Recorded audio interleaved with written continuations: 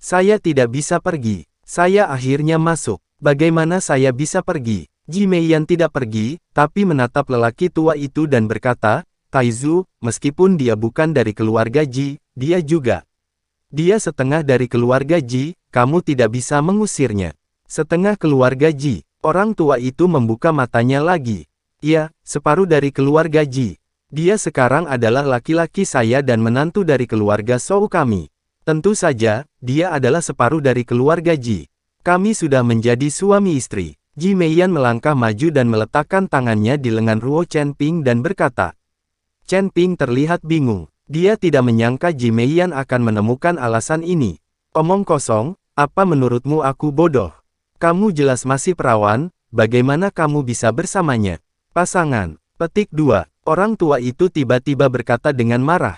Kami adalah suami istri. Jika Anda tidak percaya, saya akan buktikan kepada Anda. Kata Ji Yingyan, mengangkat Chenping dan pergi. Berjalan langsung ke kamar sebelah aula utama, Ji Meiyan mulai melepas pakaiannya. Nona Ji, apa yang kamu lakukan? Chenping ditakuti oleh Ji Meiyan. Kita harus menjadi pasangan sekarang, kalau tidak kamu akan diusir. Ji Meiyan berkata pada Chenping. Nona Ji, aku tidak bisa merusak reputasimu sendiri, aku tidak bisa melakukan ini. Chenping dengan cepat berbalik. Kamu sudah dewasa, kenapa kamu tidak takut dengan ibu mertuamu? Apa yang kamu takutkan? Jangan khawatir, aku tahu kamu punya banyak wanita. Bahkan jika kita tidur bersama, aku tidak akan melakukannya, takut padamu. Saya ingin Anda bertanggung jawab. Petik 2, kata Ji Meiyan sambil melepas bajunya. Segera Ji Meiyan muncul telanjang di depan Chenping, dan bahkan melangkah maju untuk memeluk Chenping. Chenping adalah pria normal, yang tahan dengan ini. Chenping mengertakkan gigi dan langsung menekan Ji Meiyan di bawahnya. Ada gelombang suara menyenangkan di ruangan itu. Taizu dari keluarga Ji duduk di tengah aula, tak berdaya. Menghela nafas. Zaman telah berubah. Kenapa masyarakat saat ini menjadi seperti ini? Anak perempuan tidak tahu bagaimana menghargai diri mereka sendiri. Sudah. Petik 2. Kamu menganggap enteng masalah pria dan wanita ini dan tidak menganggapnya serius sama sekali. BRR. Taizu dari keluarga Ji terlihat tidak berdaya, namun tidak ada jalan lain, begitulah perkembangan dan perubahan zaman. Tanda seru. Jika perempuan di zamannya begitu sembrono dan tidak peduli sama sekali dengan tubuhnya, mereka akan berada di kandang babi. Saya tidak tahu berapa lama, tapi Chenping dan Ji Meiyan keluar dari kamar. Wajah Ji Meiyan memerah dan ekspresinya sangat puas. Namun, Chenping sedikit malu, lagi pula, dia bermain dengan cicitnya di depan leluhur buyutnya, yang agak memalukan. Taizu, bisakah dia tinggal di tanah leluhur keluarga Ji kita sekarang? Ji Meiyan bertanya. Hei, itu saja, masuk, masuk. Orang tua itu tidak punya pilihan selain melambaikan tangannya. Terima kasih Taizu, tolong buka saluran anggur leluhur. Ketika Ji Meiyan mendengar bahwa Taizu setuju, dia langsung berkata dengan gembira. Taizu berkata, kalian berdua kendalikan pikiranmu, lepaskan tabu di tubuhmu, dan jangan berpikir liar. Kata Taizu, perlahan mengangkat tangannya, dan seberkas cahaya merah darah berkumpul di tangan Taizu. Bersamalah. Segera setelah itu, sebuah pintu lampu oval muncul di bagian belakang aula. Masuk, kata Taizu. Terima kasih, kata Ji Meiyan sambil menarik Chenping menuju cahaya.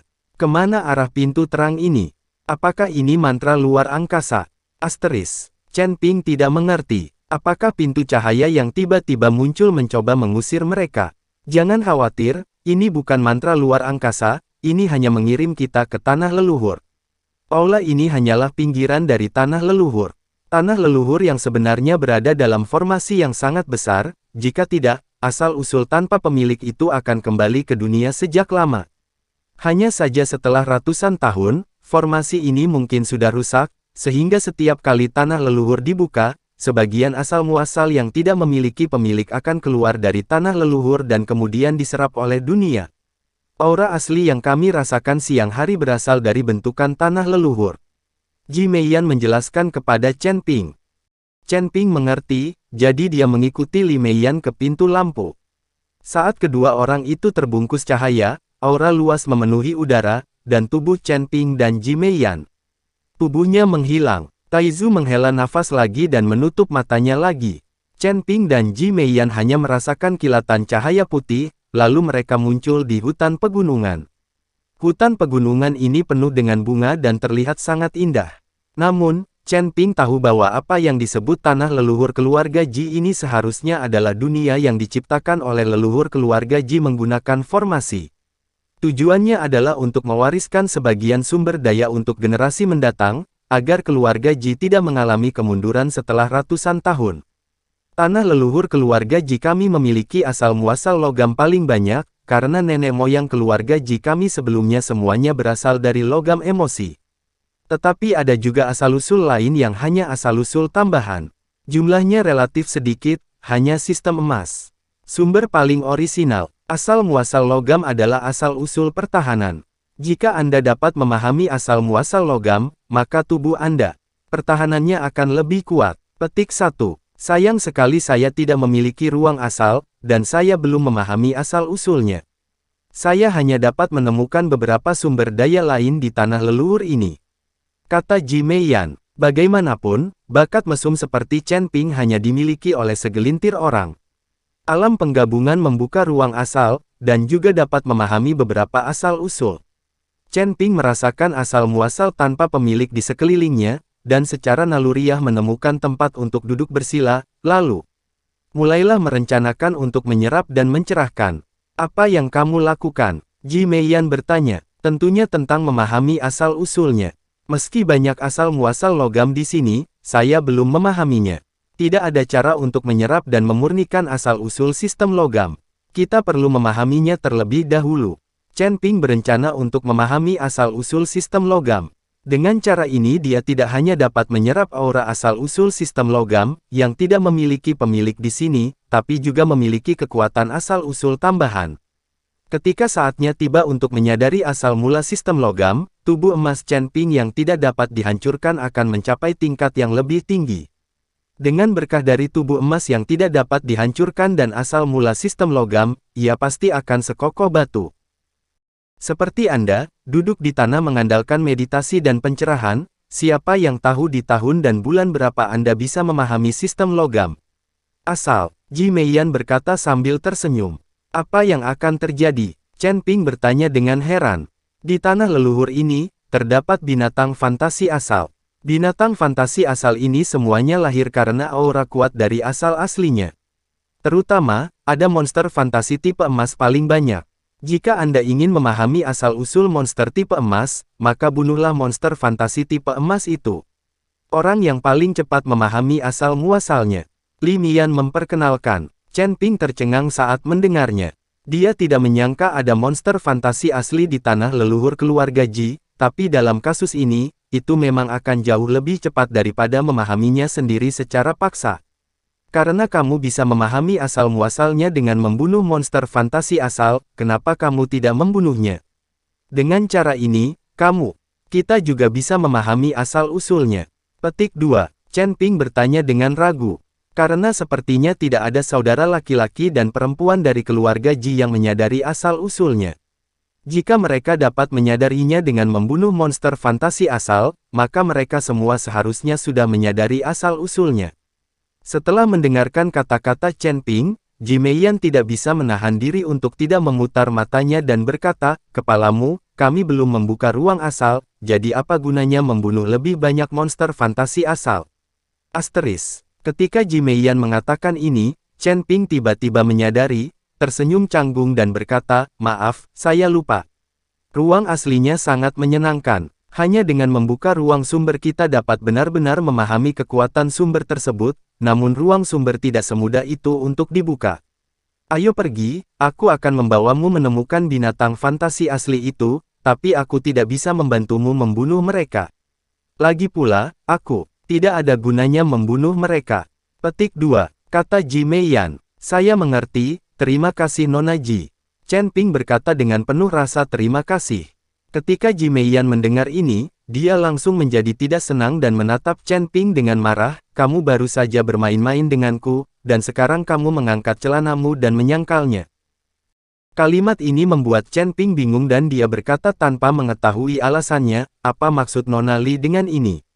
Tanda tanya. Petik 2. Bagaimana menurutmu? Kita berdua melakukannya, dan kamu masih memanggilku Nona Ji dan memperlakukanku seperti orang luar. Wajah Ji Meiyan penuh dengan keluhan, dan dia hampir menangis. Ketika Chen Ping mendengar ini, dia langsung mengerti dan sangat tidak senang. Dia berkata dengan malu, saya tidak bermaksud seperti itu.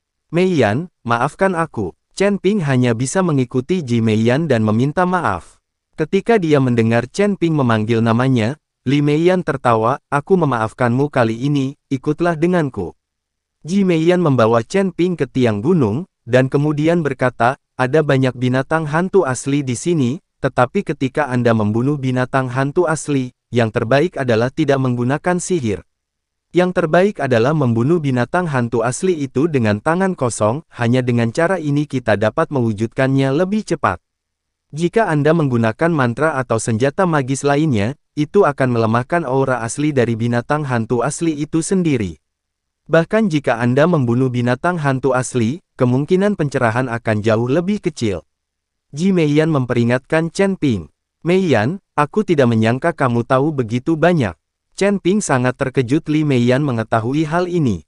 Wajah Ji Meiyan memerah dan dia berkata, ayah memberitahu kami hal ini, kalau tidak, bagaimana saya bisa tahu? Cepat masuk, aku akan menunggumu di sini, aku harap kamu tidak membuatku menunggu terlalu lama. Chen Ping mengangguk lalu masuk ke dalam call. Tidak lama setelah dia masuk ke dalam call, Chen Ping mendengar auman monster di sekitarnya, ini semua adalah monster fantasi asli, bukan monster sungguhan. Tahu ini, binatang fantasi asli ini tidak memiliki tubuh nyata, jadi akan sangat sulit untuk membunuh mereka. Apalagi karena kamu tidak bisa menggunakan mantra dan senjata, ini akan menjadi lebih sulit. Tapi betapapun sulitnya, Chen Ping tidak akan mundur ya, setelah akhirnya memasuki tanah leluhur keluarga Ji, bagaimana Chen Ping bisa mundur? Apalagi Ji Meiyan, ia bahkan mengorbankan tubuhnya sendiri demi bisa tinggal di tanah leluhurnya. Mengerti, ketika Chen Ping memikirkan penampilan aktif Ji Meiyan di aula barusan, hatinya terasa sedikit hangat. Semprotkan Zhang, apa yang Anda pikirkan? Chen Ping buru-buru menamparkan dirinya sendiri untuk membangunkan dirinya dan berhenti berpikir yang tidak masuk akal.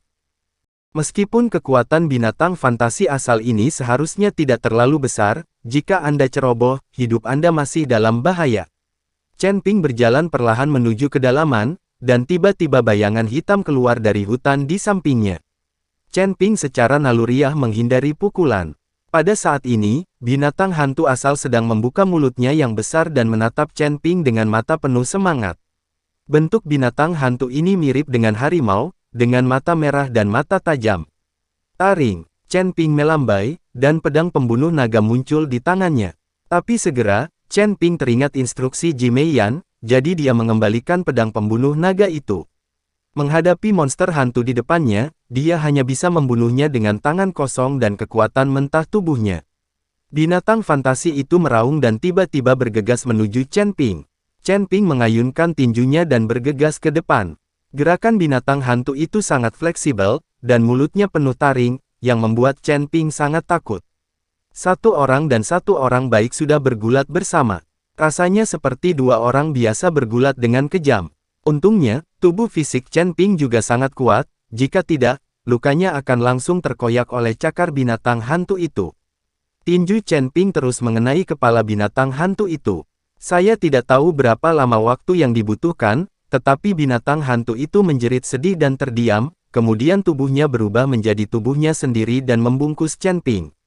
Saat sumber emas memasuki tubuhnya, Chen Ping terengah-engah dan dengan hati-hati merasakan sumber emas tersebut, namun, di ruang asalnya, bintang dari sumber emas tidak menyala.